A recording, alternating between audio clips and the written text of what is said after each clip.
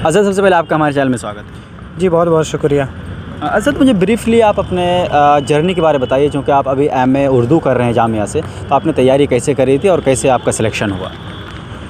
جی ہم نے کیونکہ یہیں جامعہ ملیہ اسلامیہ سے گریجویشن کیا ہے, اس کے بعد یہیں پہ ہم نے تیاری کی. اس کے بعد انٹرنس کا ایگزام ہوتا ہے, وہ انٹرنس ایگزام کلیئر کرنے کے بعد آپ کو ایم اے میں داخلہ مل جاتا ہے. انٹرنس ایگزام جیسے آپ نے بتایا, تو میں جاننا چاہوں گا انٹرنس ایگزام ہوتا ہے کیسے, مطلب کتنے فیز میں, ایم سی کیو میں ہوتا ہے, پھر ریٹن ہوتا ہے, پھر کیا ہے؟ دو طریقے کے سوال ہوتے ہیں.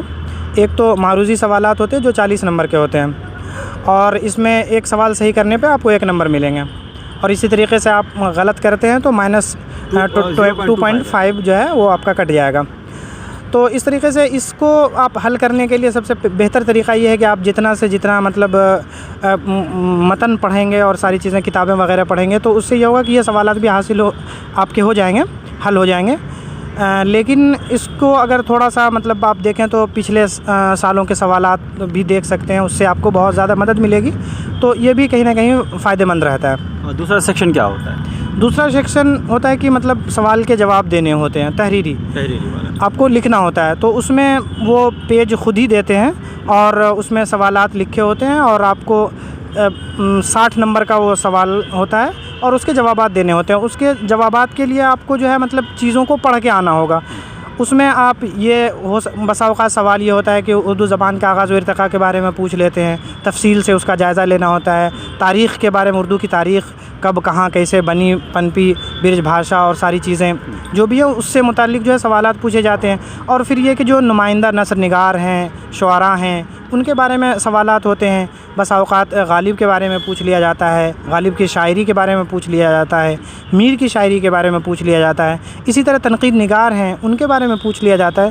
تو یہ تمام چیزیں جو اردو سے متعلق ہیں اور اردو سے جڑی ہوئی اصنافیں ہیں, ان تمام اصنافوں کا آپ کو احاطہ کرنا ہوگا, تبھی یہ سوالات جو کہ 60 نمبر کے لکھنے کے ہوتے ہیں ان کو آپ آسانی سے حل کر سکتے ہیں. جیسے آپ نے شعراء کے بارے کہا, تو کیا جو ہمارے شعراء, قدیم شعراء گزر چکے ہیں, ان کے بارے میں, ان کے سوانح کے بارے میں پوچھے جاتے ہیں, یا پھر جدید شعراء ابھی ہیں ان کے بارے میں پوچھتے ہیں؟ زیادہ تر سوالات تو قدیم شعراء کے بارے میں ہی ہوتے ہیں, لیکن جو جدید غزل گو شعراء ہیں اور جو جدید رجحانات وغیرہ ہیں, جیسے کہ ابھی اردو کی جب ہم تحریکوں کے بارے میں پڑھتے ہیں تو ترقی پسند تحریک, علی گڑھ تحریک, اسی طرح اور جو اہام گوئی کی تحریک, اصلاح زبان کی تحریک, اور بہت ساری جو تحریکاتیں وجود میں آتی رہی ہیں, جدیدیت اور مابعد جدیدیت تک کا جو سفر ہے. اور بسا اوقات جو ہے ہم بہت قریب کے لوگوں کو بھی دیکھتے ہیں کہ ان سے بھی سوالات بنتے ہیں, اور ان تمام جو سوالات ہو سکتے ہیں, جو پورشنس ہیں, ان سب کو آپ کو حل کرنا ہے اور تمام چیزوں کو دیکھنا ہے. سرسری نظر سے تو آپ تمام چیزوں کو, تمام رجحانات کو گزار ہی لیجئے تاکہ وہ آسانی کا سبب بنے. تو صرف کیا جو غزل گو ہیں یا پھر جو نظم ہے, صرف انہی کے بارے میں سوالات ہوتے ہیں, یا پھر جو نثر نگار ہوتے ہیں, مرثیہ وغیرہ, اور جو جتنے بھی کیٹیگریز ہیں ان کے بارے میں پوچھے جاتے ہیں؟ جی ایسا نہیں ہے, سوالات تنقید سے بھی آتے ہیں. تنقید کا بھی بہت اہم حصہ ہوتا ہے, اور وہ بہت اہم رول آپ کا ادا کر سکتا ہے ایگزام کی تیاری میں. تو آپ تنقید کے حصے کو بھی نہ چھوڑیں, اور تنقید کے جو اہم تنقید نگار ہیں ان کا بھی آپ کو احاطہ کرنا بہت ضروری ہوتا ہے. اوکے, تو آپ نے یہ جو ریٹن پورشن تھا, جو تحریری سیکشن تھا, اس کے بارے میں بتایا. جو ایم سی کیو کا سیکشن ہے اس میں بھی یہ ساری کوشچنس ہوتے ہیں, اس کا الگ ہوتا ہے؟ جی, ایم سی کیوز کے لیے سب سے بہتر یہ ہے کہ آپ انہی ساری چیزوں کو آپ پڑھیں گے, تمام رجحانات کو پڑھیں گے, تمام جو قدیم اور جدید شعراء ہیں ان کے بارے میں پڑھیں گے, اور جو نثر نگار ہیں ان کے بارے میں جب آپ پڑھیں گے تو اس سے یہ ہوگا کہ وہ جو معروضی سوالات ہیں وہ خود بخود حل ہوتے جائیں گے. جیسے آپ سے یہ پوچھ لیا جاتا ہے بسا اوقات کے غالب کا جو ہے سن وفات بتائیے, تو ظاہر سی بات ہے جب آپ پوری تفصیل ان کی پڑھیں گے, ان کی زندگی پڑھیں گے, تو آپ کو یہ سوالات خود بخود حل ہوتے جائیں گے. اور کتابوں کے بارے میں جیسے پوچھ لے کہ تاریخ ادب اردو جو ہے کس کی تصنیف ہے, یا مقدمہ شعر و شاعری کس کی تصنیف ہے, یا شعر العجم کس کی تصنیف ہے, تو آپ آسانی سے اس کا جواب دے سکتے ہیں. جب شبلی کے بارے میں, حالی کے بارے میں, تمام لوگوں کے بارے میں جب آپ پڑھیں گے تو یہ سوال آپ کے لیے آسان ہو جائیں گے.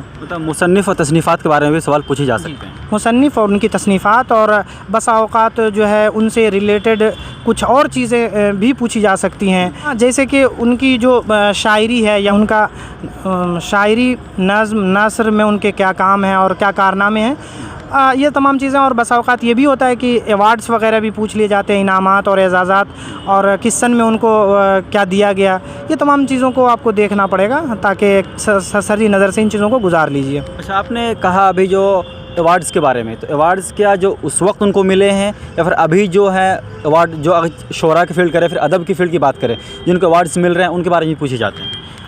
جی، آپ یہ دیکھیں کہ مطلب اردو کے جو تحریریں ہیں ان پر بہت سارے انعامات و اکرام سے جو ہے لوگوں کو نوازا گیا ہے، تو ظاہر سی بات ہے غالب اکیڈمی ایوارڈ ہے۔ اچھا، اس میں جو MCQ کا سیکشن ہے آپ کا، اس میں کرنٹ افیئر سے، جنرل نالج سے کوئی کوشچن پوچھا جاتا ہے یا پھر انگلش وغیرہ سے کوئی کوشچن ہوتا ہے اردو سے ہٹ کر؟